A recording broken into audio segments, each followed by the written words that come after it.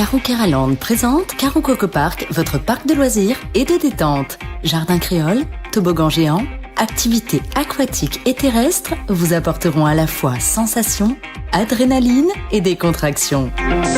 Régalez-vous dans son restaurant, le Coco Blue, ou dans l'un de ses snacks. Partagez des émotions fortes dans la zone de jeu Coco Game, où Escape Game, réalité virtuelle et maison de la peur vous offre un 3 en 1. Fêtez vos meilleurs événements avec Caro Coco Recept dans nos espaces privés lounge.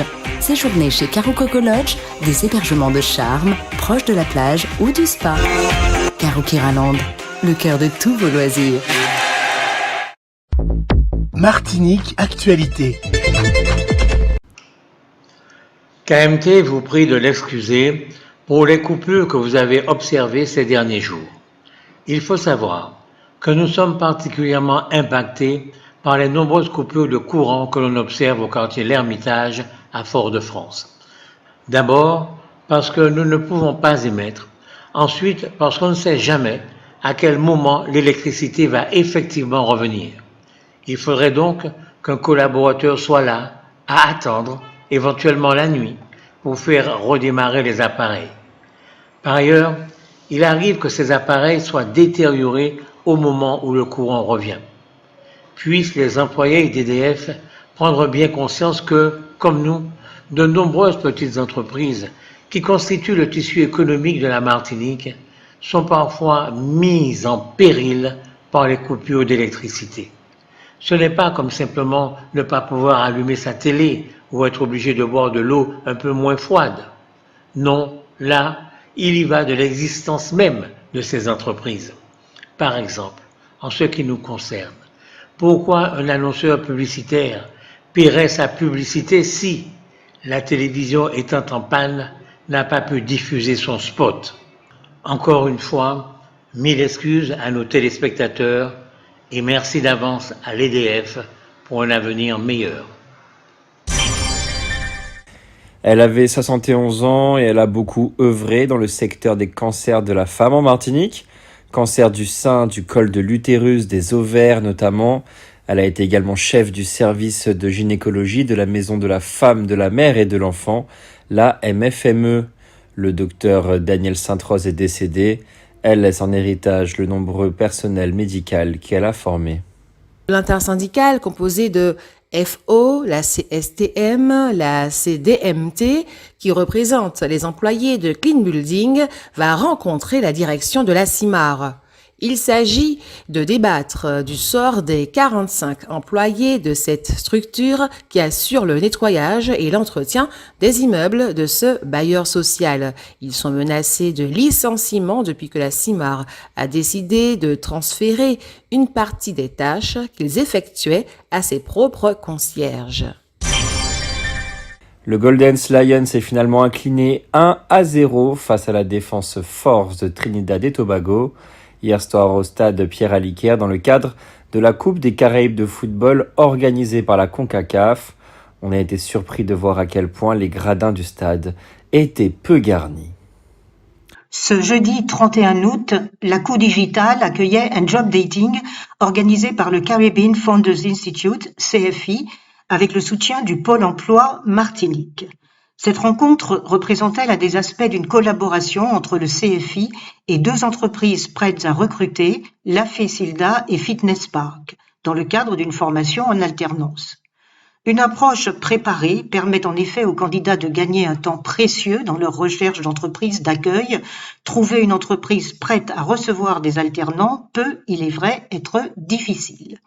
Grâce à cette initiative, les candidats ont en outre eu l'opportunité de se connecter avec des entreprises ayant des offres d'emploi concrètes. En s'entretenant avec chacun de ces jeunes, les responsables de ces entreprises avaient, eux, l'occasion de les identifier, d'évaluer leur motivation et de leur offrir des opportunités d'emploi en alternance dès le début de leur formation. De fait, les alternants intègrent une des entreprises en tant qu'apprentis et perçoivent à ce titre un salaire tout au long de cette formation très concrète, puisqu'ils passeront 4 jours par semaine dans l'entreprise et 1 journée en cours. Après 12 mois, ils seront titulaires d'un diplôme de conseiller de vente omnicanal.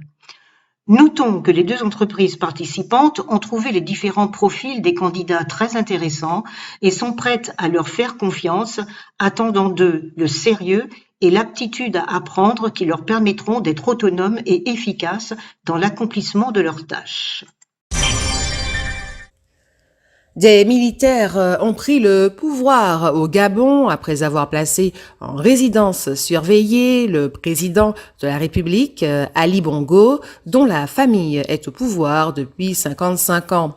Lui était à la tête du Gabon depuis 2009, à la mort de son père, Omar.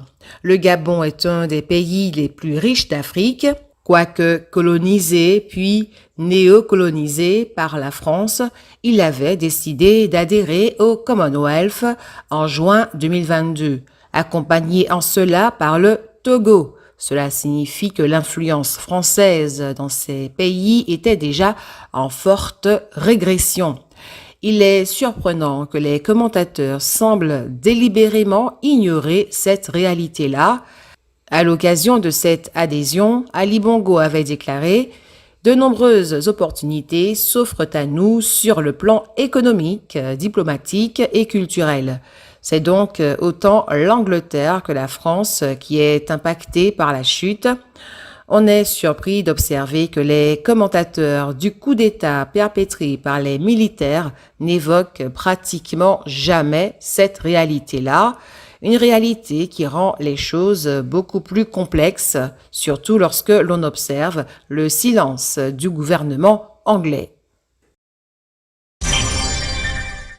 Voici, en substance, la vision que les organisations patronales du BTP ont de leur secteur d'activité.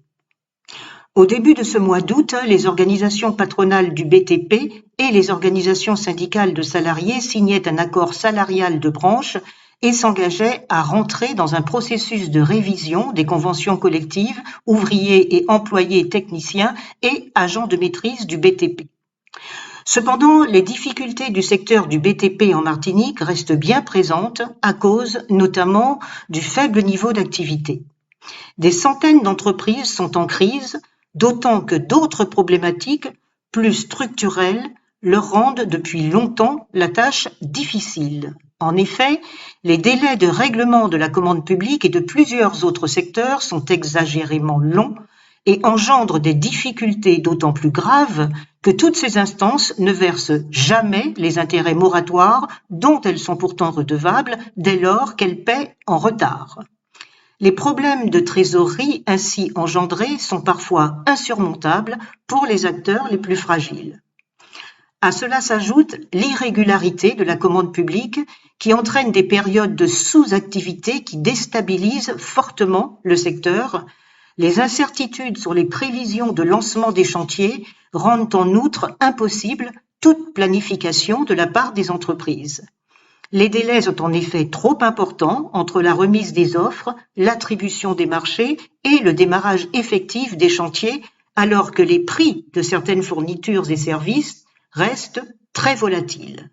Par ailleurs, le recours au travail illégal et la non-application des conventions collectives de la branche par certains instituent une concurrence déloyale vis-à-vis des entreprises respectueuses des lois. Pourtant, le BTP martiniquais s'emploie à sortir de ce marasme en renforçant notamment l'attractivité du secteur. D'ailleurs, de jeunes cadres et ouvriers issus du BTP commencent tout doucement à rentrer de l'Hexagone. Des plans de formation sont également mis en place pour préparer les entrepreneurs et leurs collaborateurs aux métiers nouveaux.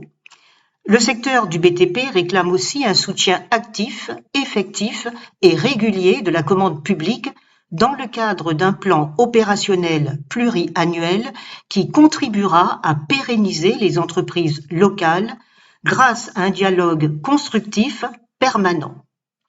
Estimant que cette nouvelle approche servirait une politique d'aménagement et d'équipement du territoire profitable à tous les Martiniquais, les organisations patronales du BTP ont organisé une conférence de presse de rentrée du secteur ce jeudi 31 août à la Chambre des métiers et de l'artisanat dans le but d'apporter des informations sur leurs actions. La cérémonie s'est déroulée au Morne Rouge, où la gendarmerie était baptisée Brigadier Merlot. Il était en poste en 1902 au Morne Rouge lorsqu'il a péri au cours de l'éruption de la montagne Pelée, lui et ses camarades. La maire du Morne Rouge, Génie Dulis, se félicite de l'installation de 6 gendarmes dans sa commune à proximité d'une cité. En prévision de la rentrée scolaire, la collectivité territoriale a réouvert la section de route fermée depuis le 30 juillet afin de maintenir la circulation autour du stade Louis-Achille et limiter l'engorgement de la zone. Des voies de circulation provisoires pour les véhicules et les piétons ont ainsi été aménagées sur la portion concernée. Un plan de circulation a été défini en concertation avec les chefs d'établissement afin de permettre une rentrée scolaire dans les meilleures conditions de sécurité possibles pour les usagers de la zone. Sur le volet des travaux, la pose d'enrobés sur la chaussée a été réalisée le mercredi 30 août 2023 à partir de 21h. Le calendrier relatif à la reconstruction du mur est en cours de définition et devrait s'étendre à minima sur toute l'année scolaire. Après la phase de sécurisation qui a constitué la priorité du mois d'août, les phases de diagnostic débuteront d'ici la fin de l'année et différentes solutions techniques seront étudiées afin d'assurer une reconstruction pérenne et adaptée aux usages actuels du site. Rappelons qu'une partie du mur d'enceinte du stade Louis-Achille s'était affaissée suite aux fortes pluies du 30 juillet. Une section de la voie avait été fermée à la circulation. Concernant Air Antilles et Air Guyane, géré par la société Cair, mais actuellement en liquidation judiciaire, c'est le 21 septembre que le tribunal mixte de commerce de Pointe-à-Pitre rendra sa décision, liquidation définitive ou poursuite de l'activité. Une quinzaine de repreneurs se sont fait connaître. Il est encore possible de faire une proposition jusqu'à demain, vendredi 1er septembre, 16h, dernier délai. L'évaluation est sévère. Instauré il y a plus de 10 ans, le RSA, le revenu de solidarité active, n'a pas réussi à jouer son rôle de tremplin vers un emploi, alors même que son coût total pour l'État se chiffre à 15 milliards d'euros par an. Un échec qui compromet la promesse centrale du dispositif de faire des revenus du travail le principal rempart contre la pauvreté. C'est ce qu'affirme la Cour des comptes dans un rapport qui constitue la première évaluation de ce dispositif depuis sa mise en place il y a plus de 10 ans. Pire, les sages de la rue Cambon avertissent qu'à défaut d'un engagement fort de l'ensemble des acteurs, le RSA risque d'évoluer pour un nombre croissant de personnes vers une simple allocation de survie, marquant l'échec des ambitions affichées en 2008 lors de sa création. En effet, créé durant le quinquennat de Nicolas Sarkozy, pour se substituer au revenu minimum d'insertion, le RMI, le RSA a eu 2 mérites majeurs. Première avancée, le dispositif qui concerne quelques 2 millions de foyers permet de lutter contre la grande pauvreté en procurant aux bénéficiaires une rémunération minimale. Néanmoins, 46% d'entre eux vivent toujours sous le seuil de pauvreté monétaire et seulement 70% des personnes ciblées ont réellement recours à l'allocation, ce qui laisse subsister des situations de précarité et d'exclusion. Quant à l'autre effet positif, les sages constatent que le RSA incite davantage que le RMI à reprendre une activité au lieu de renoncer au travail. Le dispositif prévoit que lorsqu'un bénéficiaire trouve un emploi, une partie seulement des revenus générés est déduite de son allocation RSA. Un bénéficiaire du revenu de solidarité active a ainsi intérêt à travailler dans la plupart des situations, car il gagnera davantage que s'il n'a pas d'activité. Outremernews.fr, le site de l'actualité Outre-mer, 24 heures sur 24 et 7 jours sur 7. Retrouvez la chaîne Outremer News sur YouTube.